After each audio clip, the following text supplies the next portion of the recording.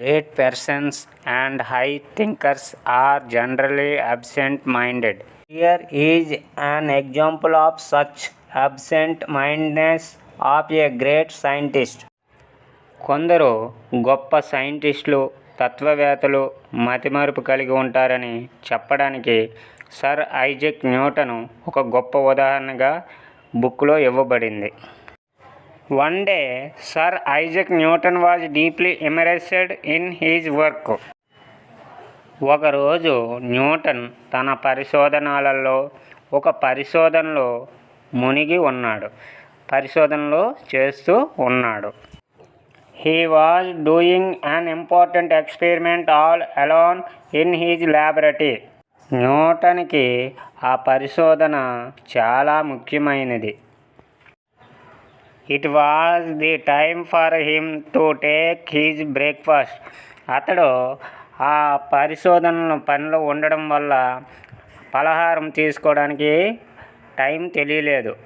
అసలుకి ఆహారం తీసుకోవడానికి టైం గుర్తు రాలేదన్నమాట. ఆహారం తీసుకోకుండా అలాగే పరిశోధన చేసుకొని న్యూటన్ అలాగే ఉండిపోయారు. His maid servant brought a stove. అక్కడ ఉన్న ఒక సర్వెంటు న్యూటన్ వద్ద ఉన్న సర్వెంటు ఒక స్టవ్ను తీసుకొని అక్కడికి వచ్చింది. She lit the stove and kept it on the table. She put a vessel with water on the stove. ఏం జరిగిందంటే ఆ సేవకురాలు ఒక స్టవ్ తీసుకొని వచ్చింది. న్యూటన్ వద్ద స్టవ్ తీసుకొని వచ్చి బల్లపై పెట్టి ఆ స్టవ్ని వెలిగించింది. అంటే ఒక గిన్నె నిండా నీరు పోసి ఆ స్టవ్ మీద గిన్నె నిండా నీరు పోసి పెట్టింది. She kept an egg on the table by the side of the Isaac's pocket watch. She asked him to put the egg after a few minutes in the vessel. When the water got to boil, she left the room. అక్కడికి సేవకురాలు వచ్చి Newton పరిశోధనలతో ఆకలి పలహారం లేకుండా important పరిశోధనలు చేస్తున్నారు. తనకి ఎలాగైనా ఆహారాన్ని అందించాలని తను ఒక స్టవ్ని తీసుకొని వచ్చింది. ఆ స్టవ్ని మరియు ఒక పాత్రని తీసుకునే పాత్ర అంటే ఒక గిన్నెని తీసుకొని వచ్చి ఆ గిన్నె నిండా స్టవ్ మీద ఆ పాత్ర నుంచి ఆ పాత్రలో నీళ్ళు పోసి స్టవ్ని వెలిగించింది. పక్కనే ఎగ్ ఉంచింది. సేవకురాలు గుడ్డు పక్కనే ఆ టేబుల్ పైన ఉంచింది.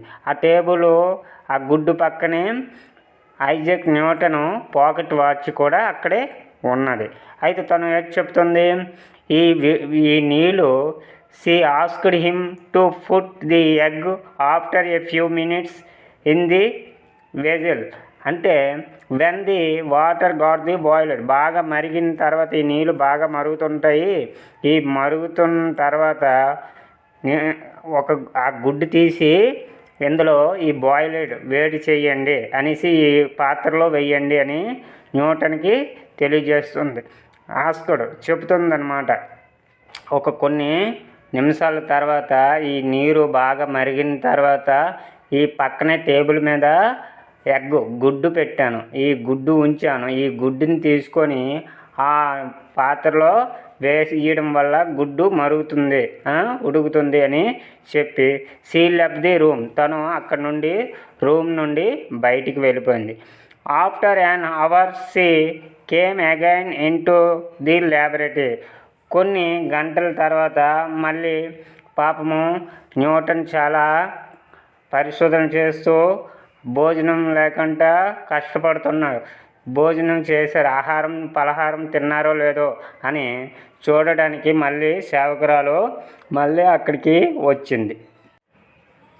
She was stunned. ఆమె ఒక్కసారి ఆశ్చర్యపోయింది. ఏమిటి ఇలా జరిగిందని ఒక్కసారి ఆమె ఆశ్చర్యపోయింది. Newton's pocket watch was boiling in water. Newton యొక్క పాకెట్ వాచ్ ఏం ఉన్నది, అక్కడ బాయిలింగ్ వాటర్లో మరుగుతూ ఉంది. ఒకసారి ఏం చేసింది, ఒకసారి ఆశ్చర్యపోయింది. గదిలోకి న్యూటన్ ఆహారం తీసుకున్నాడా లేదా అనేసి సేవకురాలు వచ్చి చూసింది. గంట తర్వాత అక్కడ బల్లపైన అలాగే గుడ్డు ఉంది. ఆమె గిన్నెలోకి ఒక్కసారి తొంగి చూసింది. న్యూటన్ చేతి గడియారం నీటిలో మునిగి కనిపించింది. ఒకసారి ఆమె అలాగ చూసింది. ఏంటి ఆశ్చర్యంగా ఉంది, నేను పెట్టిన గుడ్డు అలాగే ఉంది. స్టవ్ చూస్తే గిన్నెలో పొగలు వస్తున్నాయి. ఏంటి పొగలు వస్తున్నాయి, గుడ్డు అలాగే ఉందని ఒక్కసారి ఆమె గిన్నెలోకి తొంగి చూసేటప్పటికి బల్లపైన కోడిగుడ్డు ఉంది.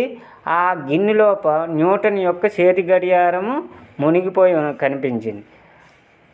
The water also was almost ఎవాపోర్టెడ్.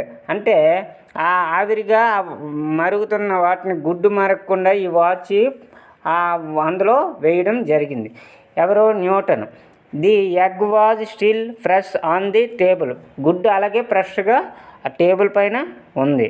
Such was the absent mindedness of sir Isaac Newton. అంటే అతను అంత నిమగ్నమైపోయి ఉన్నాడు, పరిశోధనలో అంత నిమగ్నమైపోయి తను భోజనం ఆహారం పలహారం చేయకుండా తను పరిశోధనలో అంతగా నిమగ్నమైపోయి తను ఏం చేస్తున్నారో తెలియని ఆ మతిమరుపు అలాగా న్యూటన్ గారికి కనిపించింది. ఆ సేవకురాలు అలా ఆశ్చర్యపోయారు.